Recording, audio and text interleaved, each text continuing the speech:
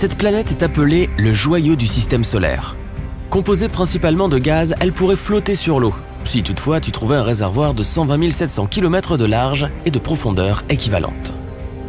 Mais ce qui rend la planète si reconnaissable, ce sont ses magnifiques anneaux, gris, dorés et beige. Ils sont constitués de poussière, de roches et de glace. Certains sont aussi minuscules que des grains de sable. D'autres sont aussi massifs que des gratte-ciel. La planète dont je parle est Saturne, et en ce moment même, la Terre se précipite vers elle à une vitesse fulgurante. Tout a commencé par une journée normale, il y a plus de 6 mois. Tout d'un coup, la Terre a dévié du cours qu'elle suivait depuis plusieurs milliards d'années. Mais au lieu de se précipiter vers le Soleil, elle a commencé à s'éloigner de l'étoile. En y réfléchissant bien, c'est peut-être pour le mieux. Ça nous laisse plus de temps pour trouver une solution. La Terre se déplaçait autour du Soleil à une vitesse de 108 000 km/h. Pour une raison mystérieuse, lorsqu'elle a quitté son orbite, la vitesse est restée la même. Cela signifie que nous allons parcourir 1,2 milliard de kilomètres séparant notre planète de Saturne en 1 an et 3 mois. Au début, personne ne se rendait compte de ce qu'il se passait. Mais quelques heures plus tard, c'est devenu évident. Malgré la panique qui s'est emparée des terriens, rien ne semblait sortir de l'ordinaire, mis à part le fait qu'il commençait à faire de plus en plus froid. Les prévisions des astronomes étaient pessimistes. Les gens ont commencé à quitter leurs maisons situées dans les pôles et à se rapprocher de l'équateur.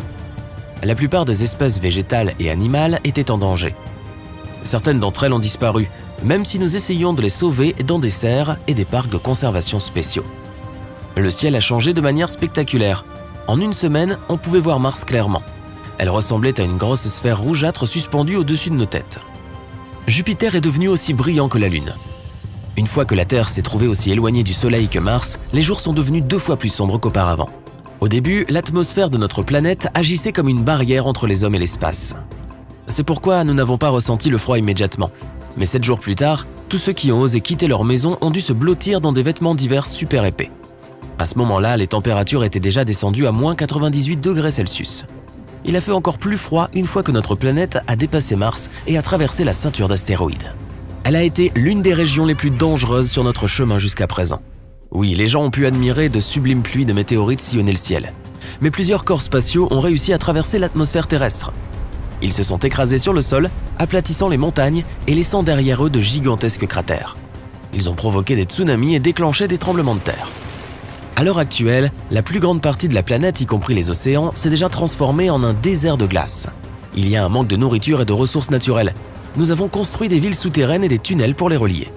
Nos scientifiques travaillent jour et nuit pour trouver un moyen de sortir de cette situation. S'ils n'y parviennent pas, voilà ce qui va se produire. Plus notre planète se rapproche de Saturne, plus la planète à anneaux se profilera à l'horizon et plus elle paraîtra grande. Bientôt, elle brillera plus que la pleine lune. L'énorme orbe brun jaunâtre sera visible même pendant la journée, mais il sera particulièrement impressionnant la nuit. Au lieu de dormir, des millions de personnes passeront des heures à regarder Saturne grossir de plus en plus.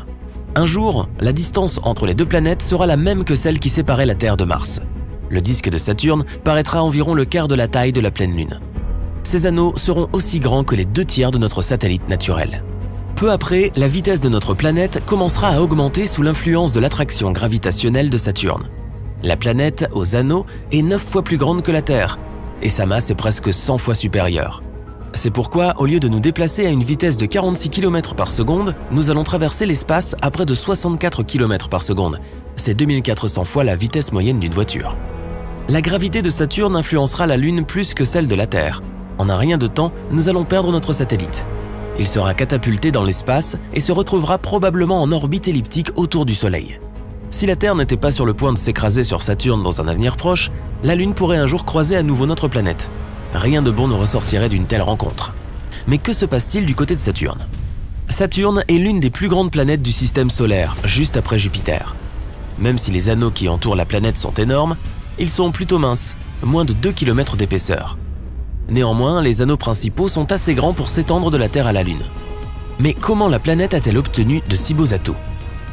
Au-delà du bord extérieur des anneaux principaux A, B et C, il y a quelque chose que les astronomes appellent l'anneau F.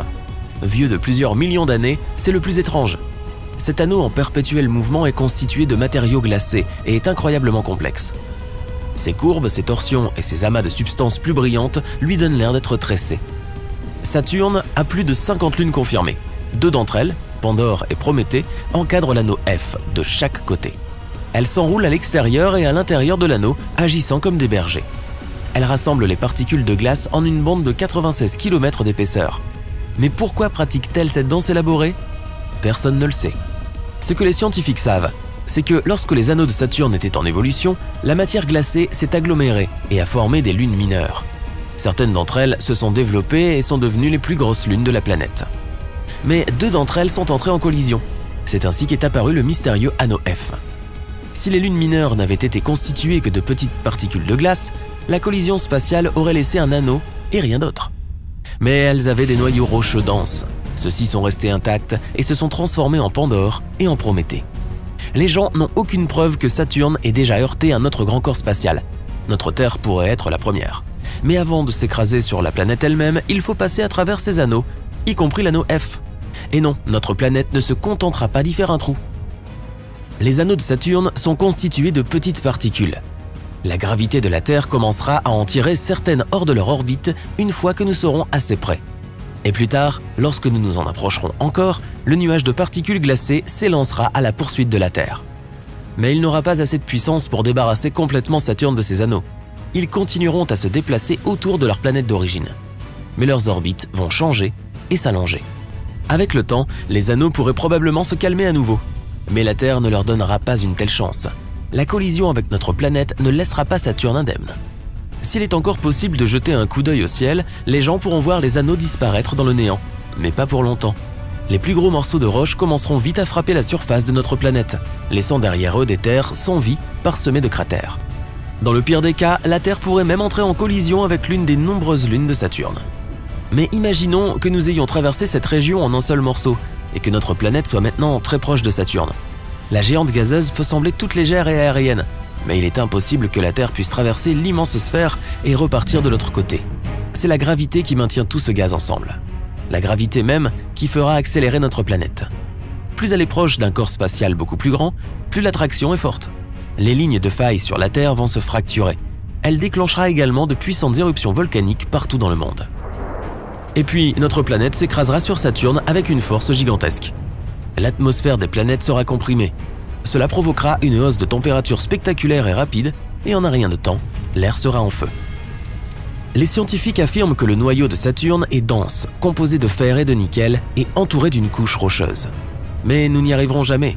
La Terre brûlera dans l'atmosphère de la grande planète après avoir été littéralement déchirée. Notre beau monde bleu-vert se transformera en milliards de billions de tonnes de roches vaporisées. Dommage. Peut-être que la Terre deviendra un autre anneau de Saturne, à la place de ceux qu'elle a détruits. Ça a l'air sinistre, je sais. Bon, qu'avons-nous sur la liste des choses à faire avant de mourir? Cela semble sinistre, je sais. On n'a pas le pouvoir de sauver la Terre de Saturne, mais ce n'est qu'un mauvais rêve, alors peut-être que nous pouvons faire quelque chose et nous sauver d'une menace réelle, celle du changement climatique. Je dis ça, je dis rien.